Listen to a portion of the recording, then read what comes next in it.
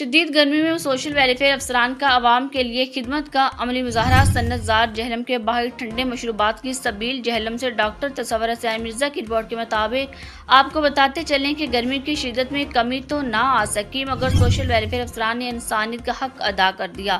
Divisional director social welfare محترم محمد شاہد رانا نے صنعت زار جہلم کے باہر شہریوں میں ٹھنڈے مشروبات تقسیم کیے۔ یہ فلاحی سرگرمی معروف سماجی کارکن جناب فرحت کمال ضیاء ایڈوکیٹ کے خصوصی تعاون سے منعقد کی گئی۔ اس موقع پر deputy director social welfare Jhelum, ضلعی افیسر لٹریسی اور منیجر صنعت زار جہلم بھی موجود تھے، جنہوں نے عوام کو شدید گرمی میں راحت پہنچانے کی اس جذبے کو خوب سراہا۔ شہریوں کا کہنا تھا کہ ایسے اقدامات نہ صرف پیاس بجھاتے ہیں بلکہ دلوں کو بھی ٹھنڈک بخشتے ہیں۔ مشروبات کی تقسیم کے دوران عوام کی بڑی تعداد نے شرکت کی اور سوشل ویلفیئر ڈپارٹمنٹ کے اس قدم کو خراج تحسین پیش کیا۔